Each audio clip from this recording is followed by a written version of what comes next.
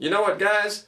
Ever since I started filming this video review of the HP Envy 15 Beats Audio Edition, I've been curious. What if absolutely everything you did made some kind of musical noise?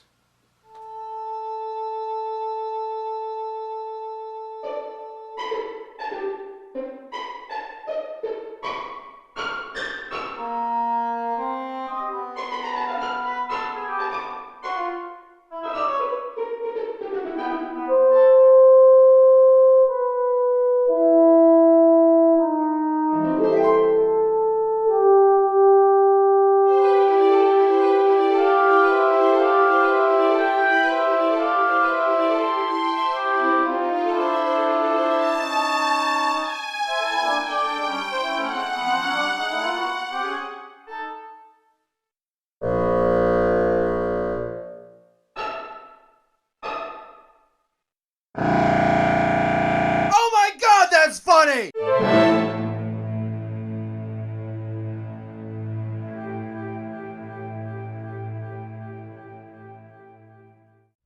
The Voodoo NV133 was an ultra-portable, low-power notebook introduced by Voodoo PC in 2008, 2 years after its acquisition by HP. It was made out of carbon fiber, featured a Core 2 Duo Culve processor, and was way underpowered and overpriced. So inevitably HP canned the Voodoo NV133, but since they liked it so much, they pretty much relaunched the Envy series in 2009 with their own brand name, more power, and still for too much money. Later on, some of the prices were dropped to compete with the MacBook Pro series. This, the HP Envy 15, is so far the most successful of the series. Let's see if we can find out why. Armed with an Intel Core i5-430M at 2.4 GHz and an AMD Radeon Mobility 5830 graphics card, this HP Envy 15 is sure to turn a few heads, since the keyboard is such a different color from the rest of the notebook, and people's attention naturally gravitate towards that sort of thing. Its form factor is also relatively small compared to its competitors, and is more subtle in every single way. Let's take a look at what you get in the box.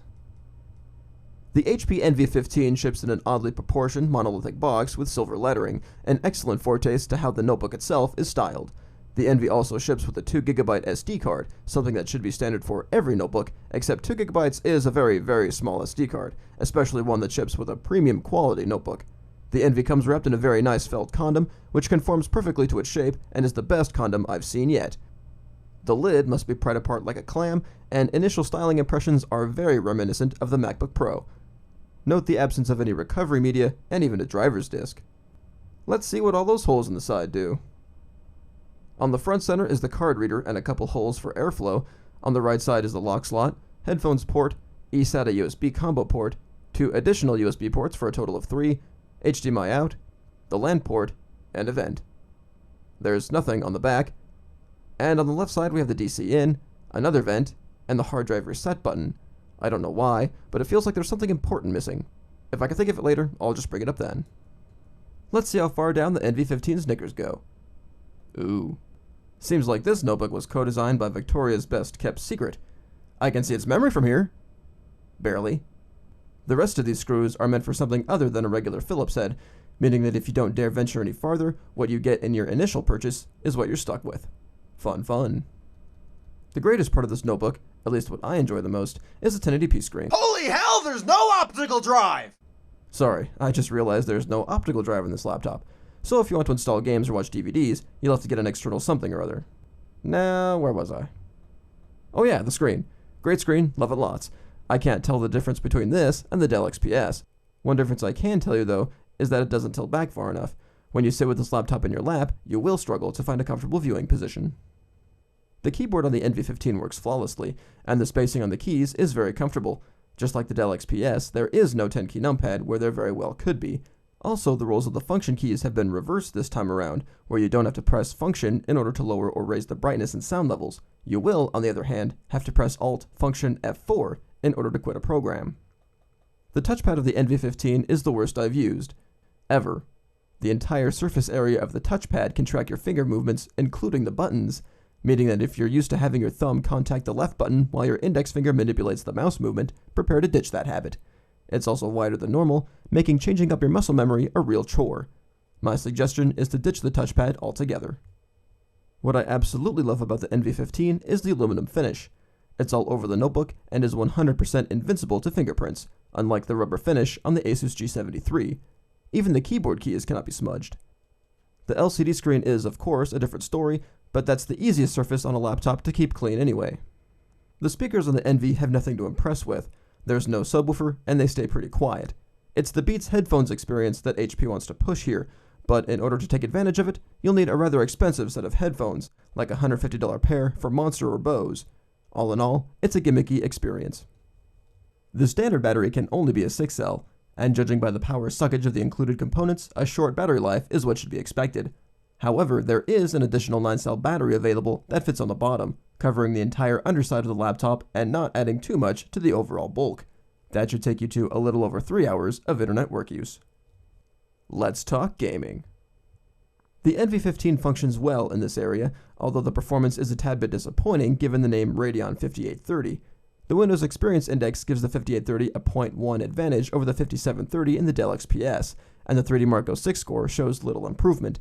To blame would be the DDR3 memory that the 5830 uses.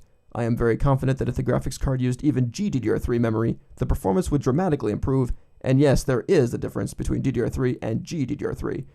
And don't go blaming the lack of performance on the Core i5 either, as we've seen a less powerful Core 2 Duo P9500 carry a more powerful graphics card to 10,000 points in the Asus G60. Nevertheless, the performance is quite adequate once you eliminate HP's bloatware. Doing this reduced my page file usage from 1.36 GB down to 0.99 GB, and the freed up system performance really did shine through. Proceed with caution though, as the best drivers I found were in fact from HP.com, not AMD.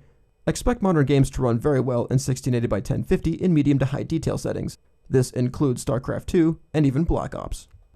In conclusion, students get a thumbs up. It's light, the keyboard works very well, though it is a tad loud for the classroom, and the touchpad, once adapted to, is very quiet. Make sure to spring for the optional 9-cell battery for the ultimate portable power machine. Do keep in mind there are cheaper alternatives with optical drives included, but you'll be missing out without the aluminum surface and very capable video card. Casual gamers get a thumbs up as well. The looks of this laptop are sure to impress your friends, and there's plenty of power to go around. To ensure a convenient gaming experience, stick mostly to Steam, to avoid the need for that pesky external optical drive. Competitive gamers should stay clear, as there's no way to get any real power out of this notebook, but the NV17 may be something you can look into. Desktop replacement users should stay clear because of the lack of USB ports and optical drive. Nuff said. Business users can use the Envy because it stays clean, has an available 1080p screen, and is rather light. Just make sure you won't need to use any DVDs on a regular basis first.